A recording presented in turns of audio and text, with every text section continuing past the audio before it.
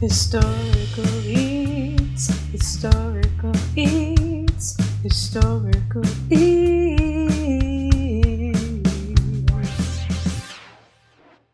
Today's episode features a 1973 recipe for Frosty Pink Sandwich Loaf. This recipe is from the museum's Rosalind Stewart collection, number 1998.6.58. It is part of a calendar where each month featured a different recipe. The calendar was produced by Kendall Webb's Valley Studio right here in Park City. Hello everyone, welcome to the inaugural episode of Historical Eats from the Park City Museum. I am Dalton, this is Sophie, and we are going to be sharing recipes from our collections that we have found, and we are going to make them, try them, see how they hold up.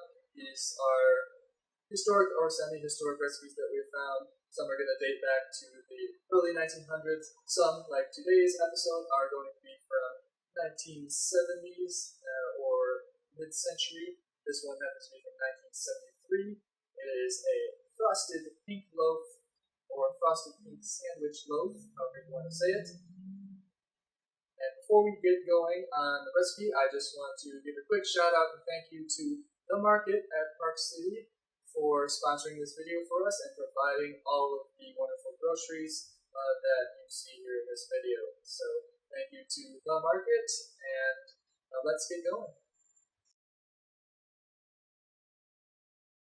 This first part of the recipe calls for cutting up bologna into circles, saving the inner circle, and then tossing the scraps of bologna in with several other ingredients, including onions, relish, mayonnaise, and cheese.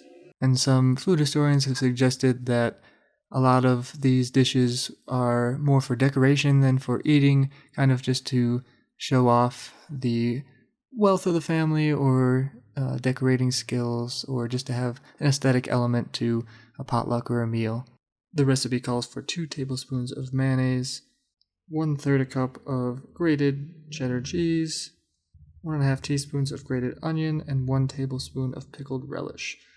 Then you mix that all up together to create your first mixture. The next part of the recipe calls for combining hard-boiled eggs with cooked bacon, 1/4 cup of mayonnaise, and 1 tablespoon of capers that have been drained. Then you mix that all together, and you have the next layer for your sandwich loaf. Then you need to make 4 sections of bread. They called for, in this recipe, 1 whole loaf that has been unsliced and then cutting it horizontally into 4 slices, but we had to go with bread that was sliced and just made 4 layers of it, doing 3 across per layer. The recipe calls for buttering 1 side of 2 of the layers and both sides of the other 2 layers. On the bottom layer, you also add mustard, and then you layer in the deli meat of your choice, whether it be smoked ham or beef. Then you add on one of the middle layers of the bread. Then you add in that egg and bacon mixture onto that layer. Add in your second middle layer of the bread, and add on top of that your bologna mixture. You add however much you want, Sophie. Oh, well, I probably wouldn't add any of this. Then on top of that, add the top layer of bread. The recipe then asks you to wrap the loaf in wax paper and store it in the refrigerator and chill it for about 3 or 4 hours.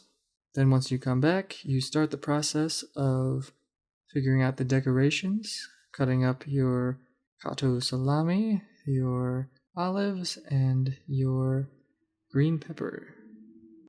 The next part of decorating is creating the cream cheese frosting. So you add red food coloring to your softened cream cheese, mix it up nice and soft and ready to be spread onto the loaf. Once your loaf has been covered with the cream cheese frosting. You add in your decorations. You can do them however you like. The recipe also then calls for using the bologna circles that you made and some parsley sprigs to make little cornucopia decorations.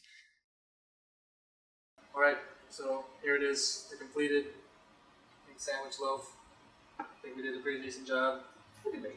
What are your final thoughts before tasting it on like what it was like creating the recipe, anticipation on? This feels like a lot of work for probably not a lot of payoff. Yeah, Being honest. it's negative payoff even, I would say. But it'll be savory. That's for sure.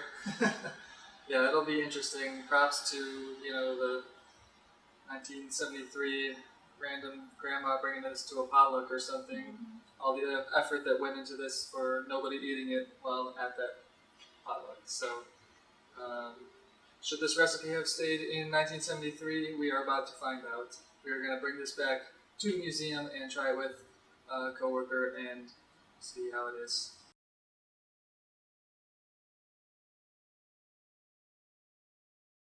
Alright, so now we're here at the museum getting ready to try this Frosty Pink Sandwich Loaf. We already know Sophie, this is Alyssa, and we are not excited for this. Could you pass me the knife, please? I'll cut everybody a slice. Oh, sure. And your plate. I want the butt piece. Oh, that's a thick piece. You gotta make sure you get all the way in there. Oh boy, that looks amazing. Here's the inside, everybody, if you can see that from there. A bit of an after shot, too. Alright, you didn't want the butt piece. I know I don't. Thanks. There you go. Oh, you didn't get your bottom crust. Make sure we get that for you. Oh, joy more. There you go. Is that egg? Yes. Sure is. I'm afraid to smell it. Don't smell it. It's better if you don't smell it, I think. Alright. That was aggressive.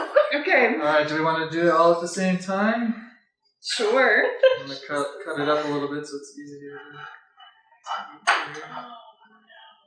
make sure you get a piece of each layer if you go for it, I guess.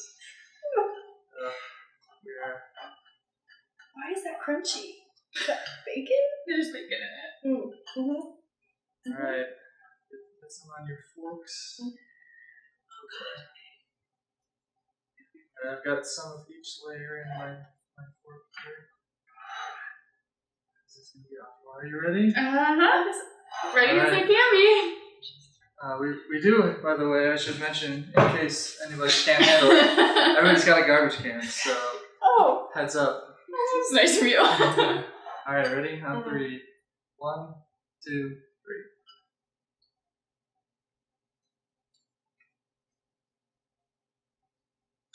Some soggy bread. Mm-hmm. I don't know how I feel about that. It's not as awful as I thought it was going to be. It would actually be okay if it weren't for the cream cheese frosting, actually, I think. Actually, I think that's the best bit. Really? The bit, yeah. I think all I got was cream cheese frosting. It's not great. Oh. Try the middle. I don't know, that just made me shiver. Not in a good way. The inside, to me, tastes like breakfast pizza, if you've ever had breakfast pizza. But then the cream cheese throws it all out. Ooh. Pass. Yeah, I'm gonna give it a thumbs down overall. Mm-hmm. Yeah, I will not be serving this at my next party. Nor should anyone. Well, let's keep it in 1973. Alright, well, we successfully made it. We successfully tried it. Nobody threw up. But it wasn't great. So, thank you for joining us on the first episode of this Historical Eats. Historical Eats. Historical Eats. Historical Eats.